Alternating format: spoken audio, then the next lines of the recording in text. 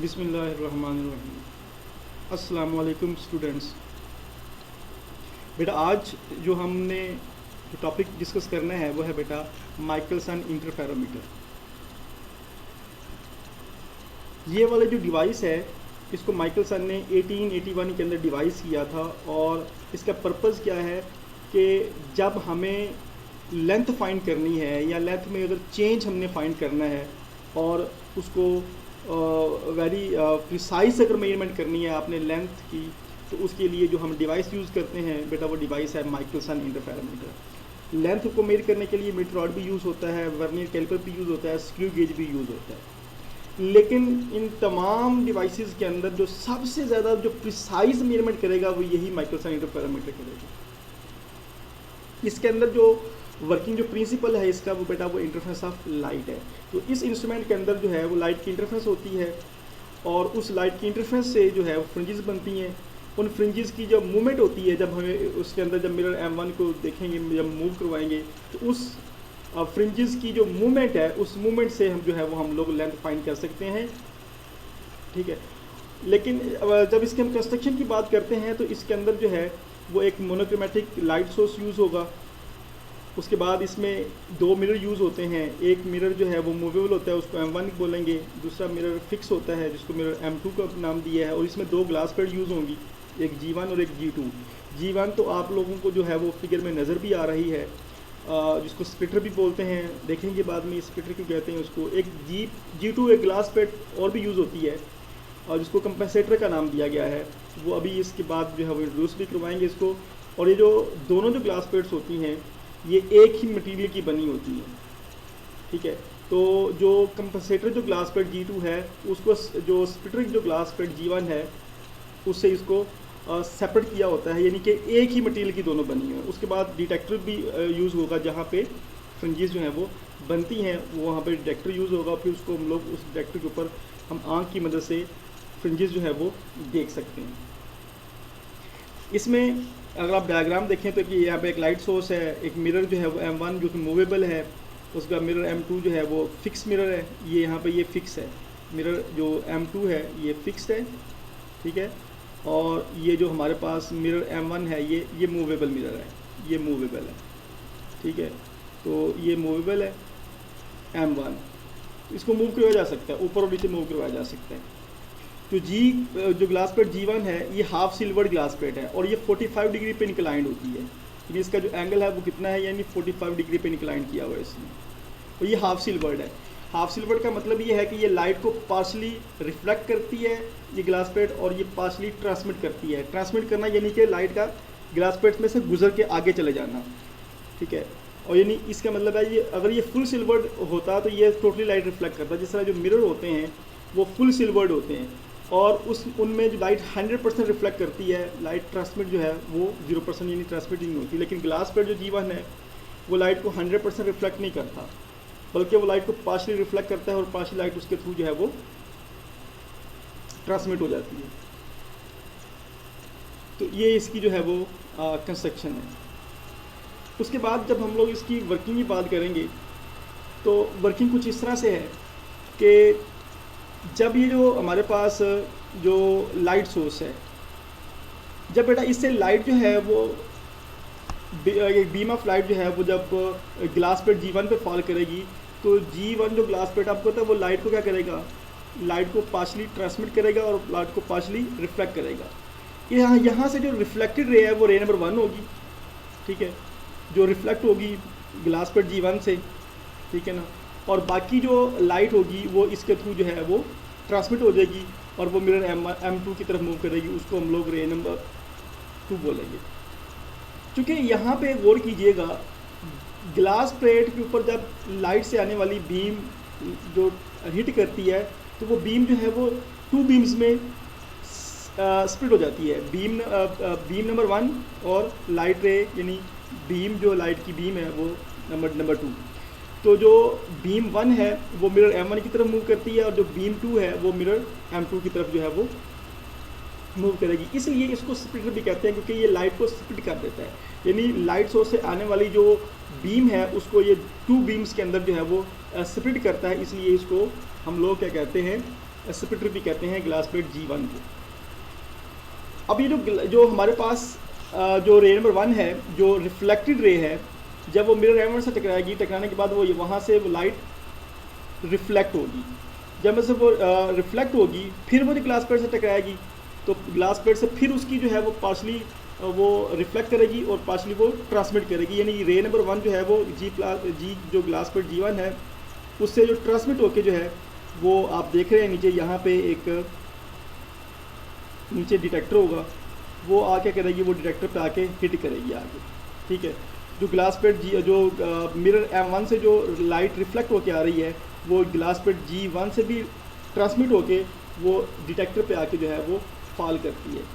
यहाँ पे जब ये जो रिफ्लेक्टेड रे है, जो मिरर M1 से रिफ्लेक्ट होके आ रही है, उसकी हमने ट्रांसमिटेड रे तो दिखाई हुई डॉटेड लाइन, लेकिन उसकी जो यहाँ से जो लाइट इस तरफ रिफ्लेक्ट होके सोर्स की तरफ भी जाएगी रिफ्लेक्ट होके, क्योंकि वो जो लाइट है जो रिफ्लेक्ट भी होगी, जब वो दोबारा ग्लास प्लेट G1 को आके हिट करेगी मिरर M1 से होके, तो वो जो रिफ्लेक्ट करेगी वो सोर्स की तरफ जाएगी, तो वो ज़ाया हो रही है, इसलिए उसको जो है वो फिगर में दिखाया भी नहीं हुआ।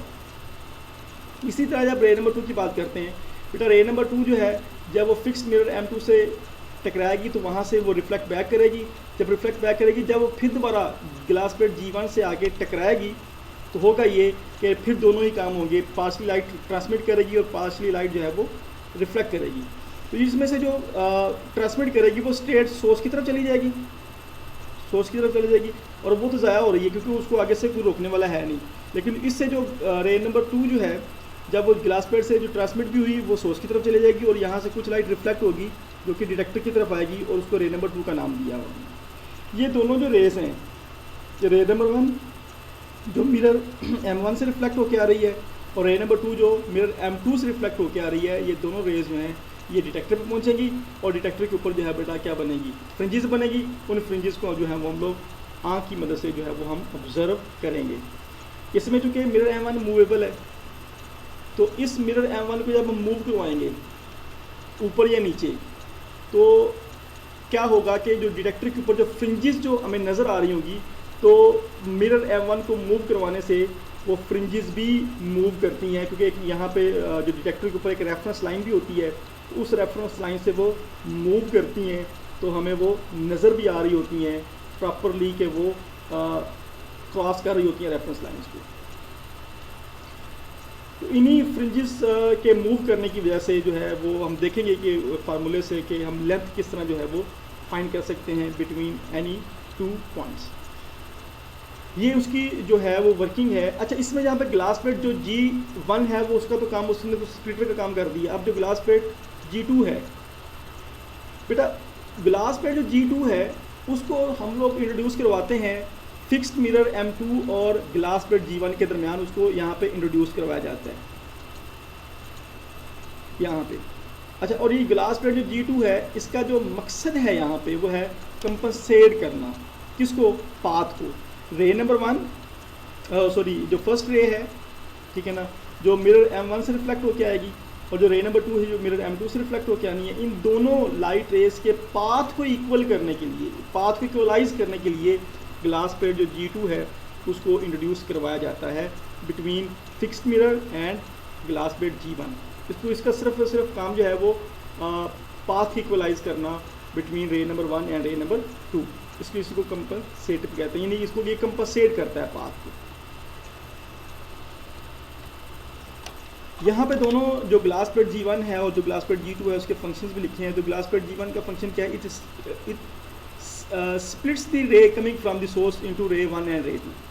यानी जो लाइट सोर्स S से जो इनकमिंग लाइट रे है जो G1 ग्लास प्लेट पर फॉल कर रही है, तो उसको वो 2 लाइट रे के अंदर जो है वो स्प्लिट करता है, रे नंबर 1 और रे नंबर 2। रे नंबर 1 जो है वो मिरर M1 की तरफ मूव करती है, और जो रे नंबर 2 है वो मिरर M2 की तरफ रिफ्लेक्ट करती है। और जो रे नंबर 1 होती है वो रिफ्लेक्टेड रे होती है, और रे नंबर 2 जो है वो ट्रांसमिटेड रे होती है, क्योंकि वो ग्लास प्लेट से ट्रांसमिट होकर आगे मिरर M2 की तरफ जाती है।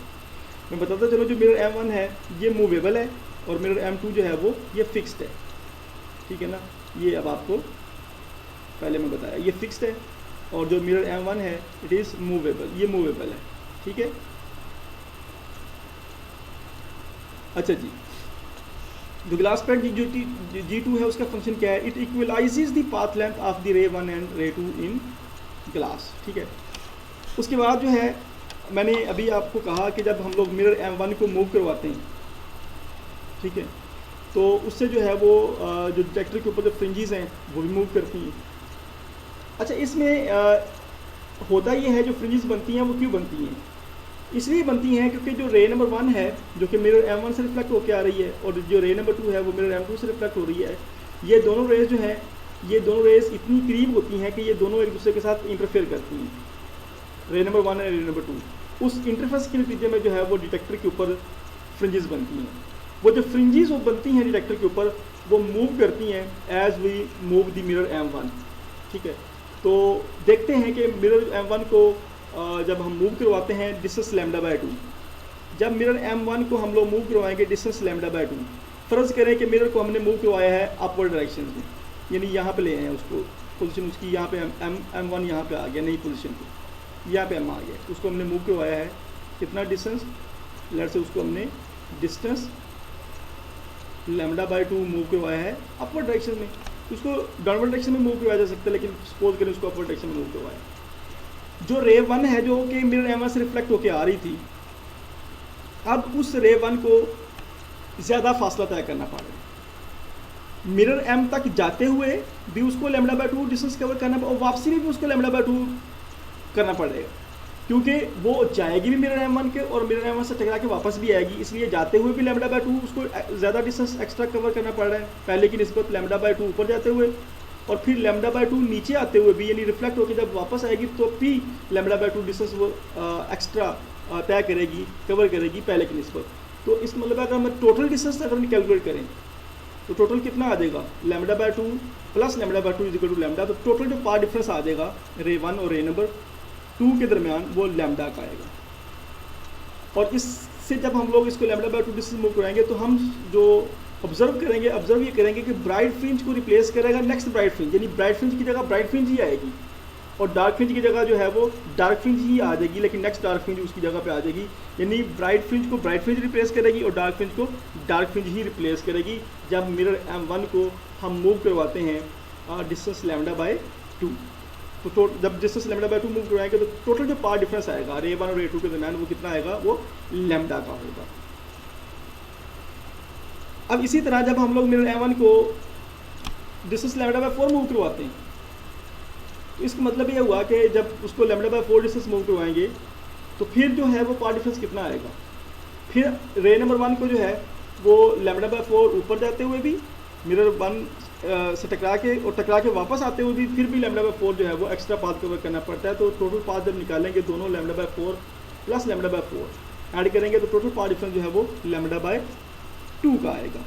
जब भी पार्ट डिफरेंस λ/2 का आएगा तब क्या होगा कि ब्राइट फ्रिंज को रिप्लेस करेगी डार्क फ्रिंज और डार्क फ्रिंज को रिप्लेस करेगी नेक्स्ट ब्राइट फ्रिंज।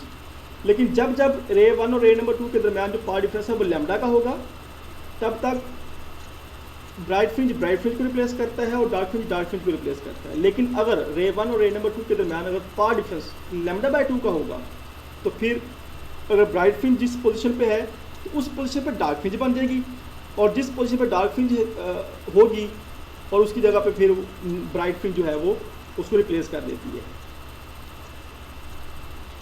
अच्छा, तो अब जो है जब इसी मिरर M1 को जो है वो डिफरेंट पोजीशन में मूव करवाया तो उसके बाद जो है हमारे पास जो फार्मूला बनेगा फ्रिंज काउंटिंग फार्मूला, जिससे फ्रिंजेस जो है वो हम काउंट भी कर सकते हैं कि फ्रिंजेस जो है मूव कर रही हैं रेफरेंस लाइन से, तो उसके लिए फार्मूला होता है L is equal to M into λ/2। यहाँ पे M जो है वो नंबर ऑफ शिफ्टेड फ्रिंजेस हैं और लैम्डा क्या है, लैम्डा यहाँ पे जो हमारे पास जो लाइट सोर्स है उससे जो लाइट जो है वो अमिट हो रही है उस लाइट की जो वेवलेंथ है वो लैम्डा यहाँ पे शो कर रहा है। तो यहाँ पे जो वेवलेंथ है वो मोनोक्रोमैटिक लाइट है, यहाँ पे जो सोर्स है वो मोनोक्रोमैटिक लाइट सोर्स है और इसमें जो लाइट यूज़ हो रही है वो मोनोक्रोमैटिक लाइट है। तो इस फार्मूले से बेटा हम लोग लेंथ फाइंड कर सकते हैं कोई से भी 2 पॉइंट।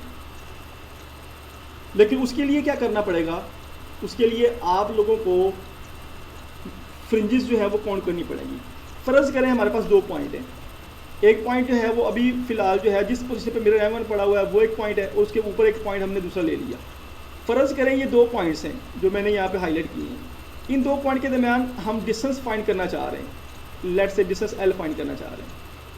हम क्या करेंगे, मिरर M1 को 1 पॉइंट से नेक्स्ट पॉइंट जिनके दरमियान डिस्टेंस हमने फाइंड करना है, हम मिरर M1 को मूव करवाएंगे from first point two second point, slowly move करवाएंगे। और आपको पता है जब मिरर M1 मूव करेगा तो फ्रिंजेस जो है वो मूव भी कर रही होंगी रेफरेंस लाइन से, जो डायरेक्टर की रेफरेंस लाइन के ऊपर।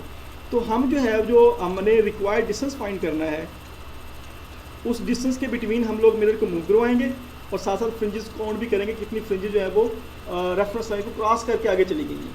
तो इस तरह से हम M फाइंड कर लेंगे। लैम्डा आरडी में पता होगा कि हमने मोनोक्रोमैटिक जो लाइट सोर्स यूज़ किया है उसकी वेवलेंथ क्या है, तो वेवलेंथ लैम्डा पुट करेंगे, M number of fringes put करेंगे, तो हमारे पास 2 पॉइंट्स के दरमियान जो है वो लेंथ आ जाएगी। इसी फार्मूले को यूज़ करके आप लोग जो है वो माइकलसन इंटरफेरोमीटर को यूज़ करके आप जो मोनोक्रोमैटिक जो लाइट सोर्स है उसकी वेवलेंथ भी फाइंड कर सकते हैं। तो यहाँ से जो वेवलेंथ का फार्मूला बेटा बनेगा वो बनेगा लैम्डा इज इक्वल टू, यहाँ से वेवलेंथ भी फाइंड हो सकती है। अगर आपके पास अननाउन एक लाइट सोर्स है तो उसकी लाइट की वेवलेंथ अगर फाइंड करनी है तो आप इस फार्मूले को यूज़ करके कर सकते हैं। तो उसके लिए क्या करना होगा, उसके लिए जो आपके पास आएगा वो आएगा 2 × L/n। लेकिन इसके लिए आप लोगों को डिस्टेंस चाहिए 2 पॉइंट्स के दरमियान, ठीक है ना। लेकिन लेट से अगर आपको पहले ही 2 पॉइंट की मैं डिस्टेंस ऑलरेडी आपके पास है, लेट से दो पॉइंट्स हैं, एक P1 पॉइंट है और एक दूसरा पॉइंट P2 है, इनके दरमियान ऑलरेडी डिस्टेंस आपने कैलकुलेट किया हुआ है L, ठीक है ना। और जब आप मिरर M1 को पोजीशन फर्स्ट से सेकंड पोजीशन पे मूव करवाएंगे तो क्या होगा, तो फ्रिंजेस जो मूव करेंगी आप फ्रिंजेस की तादाद भी काउंट कर लेंगे। तो यहाँ से M भी आ गया और लेंथ जो है वो आपको ऑलरेडी पता है बिटवीन पॉइंट 1 और पॉइंट 2 के दरमियान कितनी है। तो यहाँ पे लेंथ पुट करेंगे, नंबर ऑफ फ्रिंजेस पुट करेंगे, तो आपके पास अननाउन जो लाइट सोर्स है उसकी वेवलेंथ उसकी लाइट की जो वेवलेंथ है वो भी आप कैलकुलेट कर सकते हैं। क्योंकि ये वेरी प्रिसाइज इंस्ट्रूमेंट है, इससे जो लेंथ आती है वो वेरी प्रिसाइज लेंथ आती है। तो बेटा इसी माइकलसन इंटरफेरोमीटर को यूज़ करके जो स्टैंडर्ड मीटर है उसकी जो लेंथ है वो कैलकुलेट की गई। लेकिन उसके लिए जो लाइट सोर्स यूज़ किया गया, उस लाइट की जो वेवलेंथ है, जो उस लाइट सोर्स से जो लाइट एमिट हो रही है उसकी जो वेवलेंथ है वो लैम्डा है। और वो लाइट कौन सी होगी, वो रेड कैडमियम लाइट है। तो जो लाइट सोर्स यूज़ हो रहा है वो कौन सा है, वो रेड कैडमियम लाइट सोर्स होगा। उसकी वेवलेंथ जो है वो नॉन वेवलेंथ है। तो वो कहते हैं कि जो स्टैंडर्ड मीटर होता है ना, उसकी जो लेंथ होती है वो होती है बेटा 155,316.3.5 times the wavelength of red cadmium light. यानी रेड कैडमियम लाइट की जो वेवलेंथ है उस वेवलेंथ को अगर हम मल्टीप्लाई करेंगे 155,316.3.5 से तो 1 मीटर आएगा। इसका मतलब ये हुआ कि जो 1 मीटर है, जो स्टैंडर्ड मीटर है, वो रेड कैडमियम जो लाइट की वेवलेंथ है उसके कितने टाइम्स हैं, 155,316.3.5 times the red cadmium wavelength of red cadmium light is equal to the 1 metre. तो ये जो स्टैंडर्ड मीटर है बेटा, ये जो स्टैंडर्ड मीटर है ये कहते हैं कि ये पेरिस में पड़ा हुआ है। तो स्टैंडर्ड मीटर यानी कि जो स्टैंडर्ड 1 मीटर की जो लेंथ है वो इसके इक्वल होती है, जो कि आपके नीचे फार्मूला आपको नज़र आ रहा है, ठीक है। तो बेटा ये था जो टॉपिक जो कि है माइकलसन इंटरफेरोमीटर। ओके बेटा, अल्लाह हाफिज़।